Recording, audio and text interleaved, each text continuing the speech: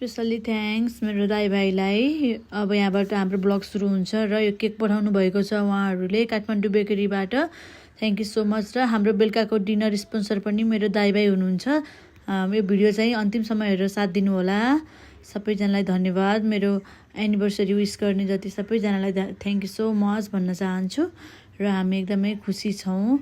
आजको दिनमा मैले सरप्राइज पाएको छु र यता आउनुभएको छ मेरो मम्मी र दिजूहरू पनि, उहाँहरूलाई पनि धन्यवाद। अनि हामी अहिले आइपुग्यो ओपन हाउस। अनि हाम्रो दाइ भाइले चाहिँ आज तिनीहरूलाई डिनर स्पोन्सर हामीबाट भन्नुभएको थियो। अनि कुन ठाउँमा जाने, कहाँ जाने होला, एक्सरी कुनमा जाने होला भन्ने भइरहेको थियो। अनि पहिला हामी चाहिँ अर्को मेजेस्टिक लेक फ्रन्टमा गएको थियो। अनि त्यहाँ भन्दा त बरु बच्चाहरू मजाले खेल्न पाउँछ भनेर हामीले चाहिँ ओपन हाउस नै चुज गऱ्यौँ। धेरैचोटि गइसकेको छौँ, तर पनि बच्चाहरूको लागि भए पनि गइसक्यौँ। अनि त्यसपछि उनीहरू पानीमा भिज्दै भिज्दै खेलिरहेछ कि, हेर्नु त बच्चाहरू पानीमा भिजेर कस्तरी खेलिरहेको छ कि। बाफरे, उनीहरू त यस्तो चुप्लुङ्गा भएको छ नि त। वाउ, कस्तो राम्रो cake. Thank you so much दाइ भाइ, सबै कुराको लागि उहाँहरूको स्पोन्सरमा हो यो। बच्चाहरू चाहिँ म्युजिक सुरु हुन्छ स्पेसली हाम्रो लागि है यो गीतहरू सुन्नु ल। Smita, happy anniversary from the entire family members and from the band too. So यहाँको माया अझै प्रगाड होस्, बहुत समयसँग यहाँको माया अझै बढ्दै जाओस्। दिन हाम्रो शुभकामना छ। The song is especially dedicated to both of you. Thank you so much. Thank you. Happy anniversary once again. Thank you so much.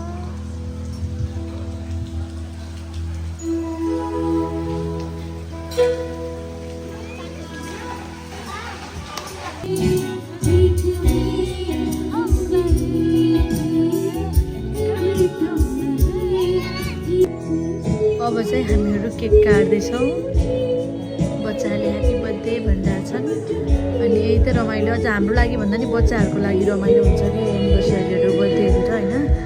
अब हामीलाई चाहिँ खाता लगाइदिनु भयो। Thank you so much that staff भाइले। Thank you. यस्तै गरी हाम्रो एनिभर्सरी मनायौँ, खाजाहरू खायौँ, एकछिन म्युजिकमा रमायौँ। अनि त्यसपछि हामी एकछिन बसेर बच्चाहरूलाई खेलाएर चाहिँ घर फर्क्यौँ। हेर्नुहोस् है त, अझै हामी रमाइलो गर्ने पार्टहरू त बाँकी नै छ।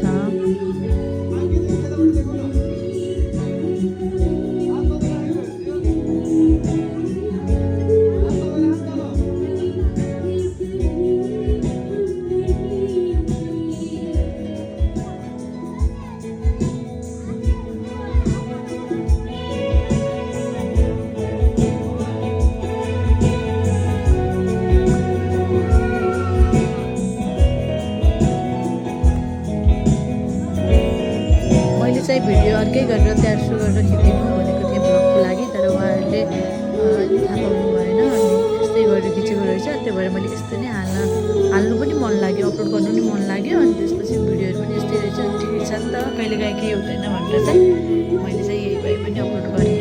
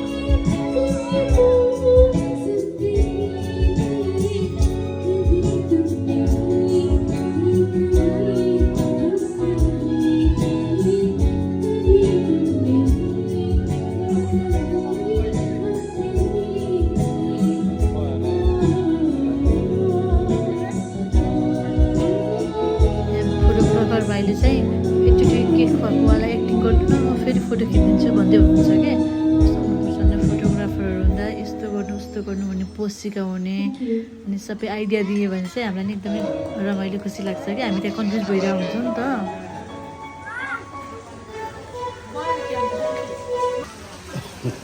आउँदैछ अब पिज्जा नखाने भनेको त लिएर आइदिनु भएको छ दिदीले त।